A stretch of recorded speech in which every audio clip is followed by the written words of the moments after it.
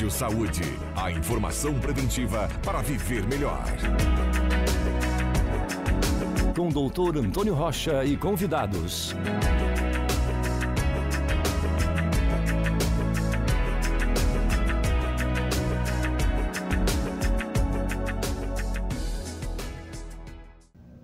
Estamos iniciando mais um Rádio Saúde. Nós temos o patrocínio do Centro Radiológico Radisson e também das Óticas Carol. E nesse mês de outubro, especialmente no dia 29 de outubro, nós estamos tendo um dia especial de atenção ao acidente vascular cerebral, ou também conhecido como derrame. E lembrando que o derrame, apesar de nós conhecermos, popularmente esse nome, ele tem várias situações, várias peculiaridades. E por isso eu trouxe aqui a neurologista, doutora Marília Costa, para falarmos um pouco sobre o acidente vascular cerebral e a importância de termos uma atenção para a nossa saúde, para evitar essa situação para nós, para os nossos familiares e também como reverter caso tenhamos. Doutora Marília, muito obrigado pela oportunidade de a gente estar aqui conversando. Obrigada pelo convite. Me diga uma coisa, o que é de fato o derrame, popularmente conhecido, o acidente vascular cerebral, doutora? Então, o AVC, o acidente vascular cerebral, ele pode ser isquêmico ou hemorrágico, E o isquêmico, ele representa um entupimento de uma artéria, e o hemorrágico representa o rompimento dessa artéria. Então, o AVC, ele pode ser, o isquêmico, ele é mais comum, do que o hemorrágico, e aí ou vai entupir ou vai romper essa artéria.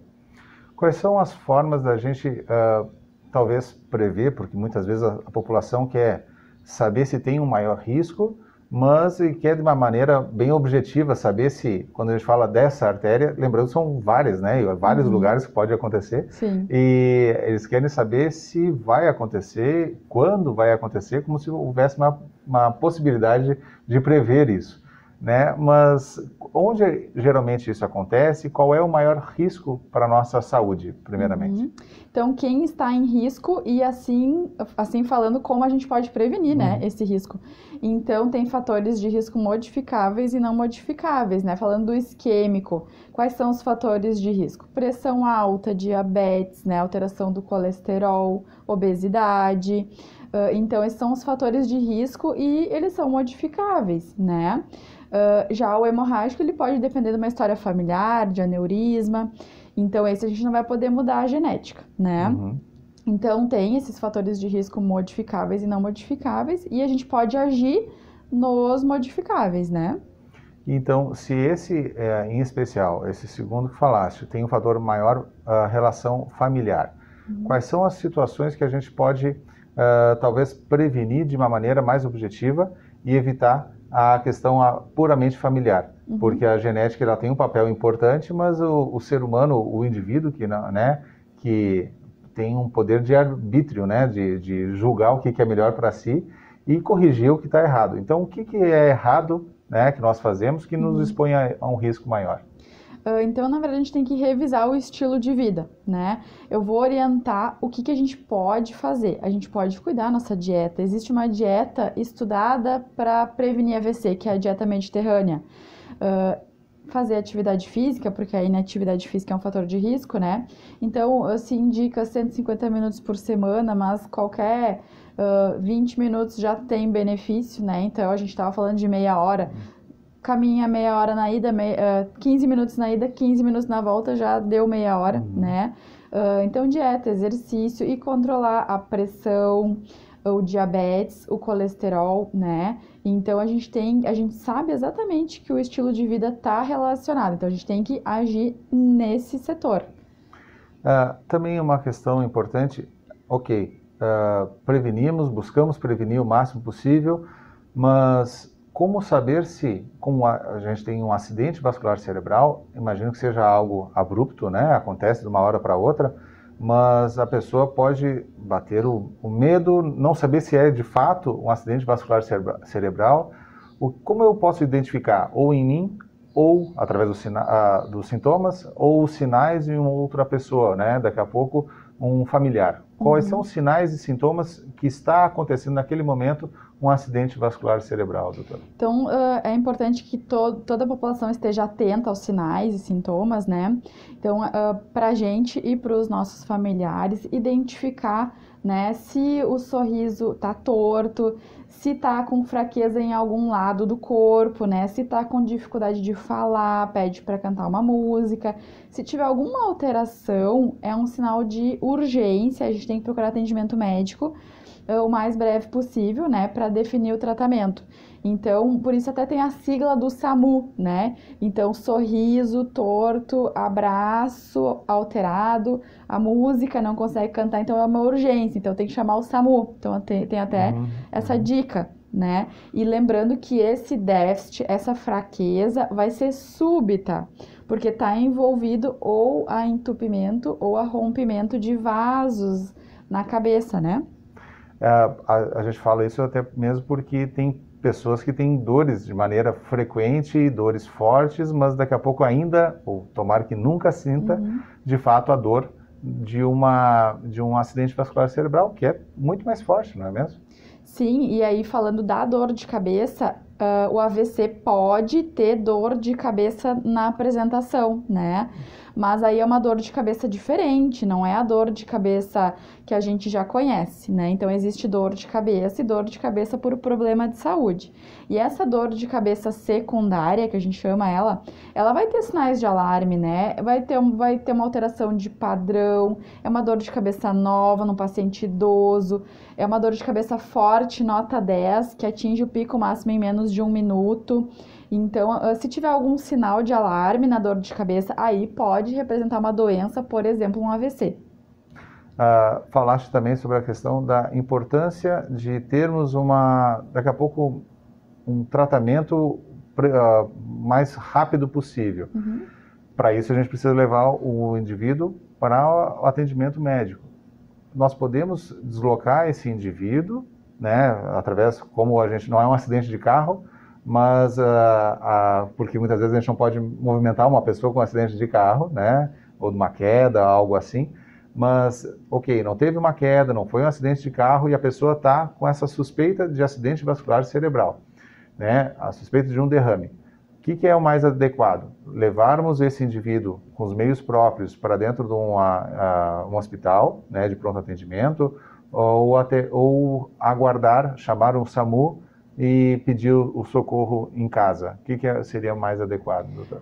Na verdade, o AVC é uma doença grave, né? Então, se tiver um déficit neurológico súbito e importante, o ideal é chamar o SAMU 192, né? Porque daí o atendimento ele já vai começar na cena, né? Então, realmente, o AVC é uma doença grave, é uma urgência e o ideal é chamar o atendimento. Até para começar justamente já em casa, até porque nesse meio do caminho é importante que a população saiba que o SAMU ele não é simplesmente estar deslocando o indivíduo de um lugar para o outro. Ele está nesse meio tempo tendo já os primeiros atendimentos e principalmente o profissional que está lá dentro do SAMU está colhendo informações para que quando chegar no atendimento hospitalar seja mais resolutivo, porque o profissional que aguarda lá já chega já vai estar recebendo as informações que um familiar não pôde colher, não sabia como colher, não é mesmo? Até vou complementar, em outros países tem tomografia na ambulância, então o paciente já chega no hospital com uma tomografia.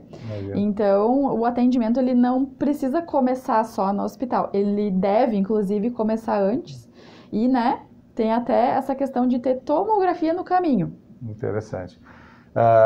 Sobre a questão de tratamento, então, o mais rápido possível, a gente fala em acidente vascular cerebral. Existe o isquêmico e existe o hemorrágico.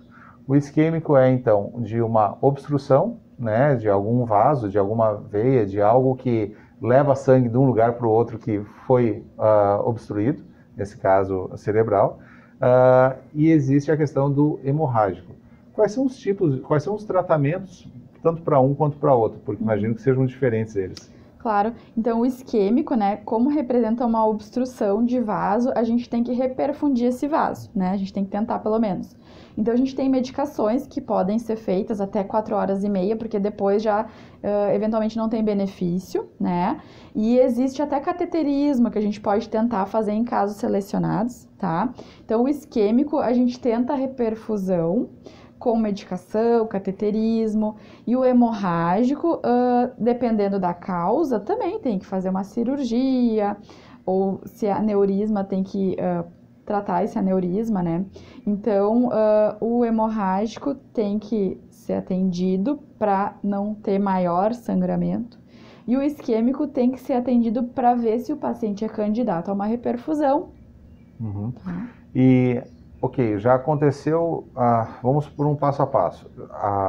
Se tentou a prevenção, teve o acidente vascular cerebral, foi para fazer o tratamento, né, o mais rápido possível, mais imediato possível, mas ainda restaram algumas situações de sequelas. Uhum. Geralmente, quais são essas sequelas que a gente pode ter após um acidente vascular cerebral, doutora?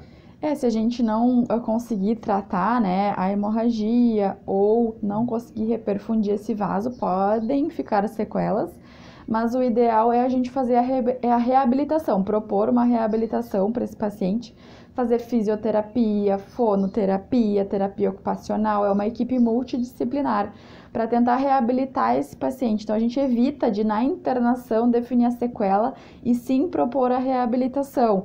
Então, uma vez a gente tem que tratar, ver o porquê para que ele não aconteça mais e reabilitar. Inclusive, os estudos determinam, né, que a gente tem que definir a sequela em meses e não no momento da internação, porque o momento da internação é o pior momento da vida, né?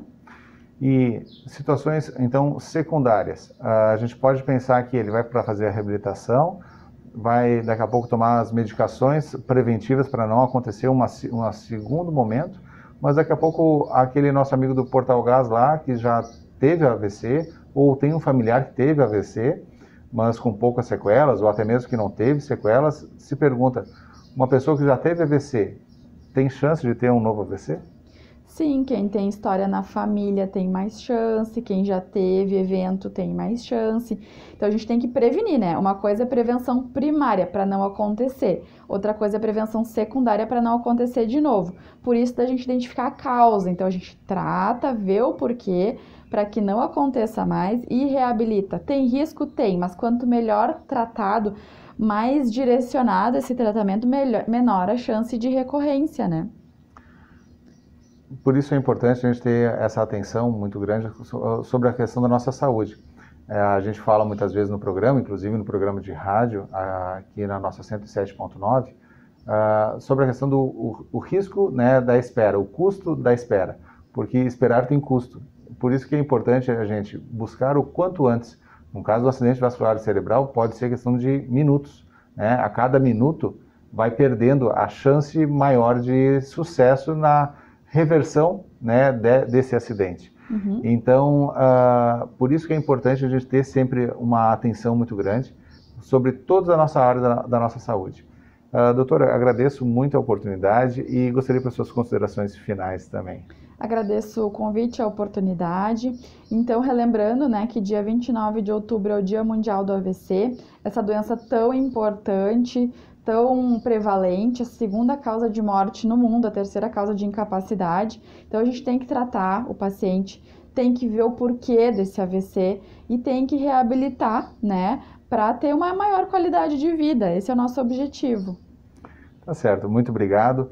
Esse foi mais um Rádio Saúde, com o patrocínio do Centro Radiológico Hudson e também das Óticas Carol. Muito obrigado, voltaremos em breve. Rádio Saúde, a informação preventiva para viver melhor.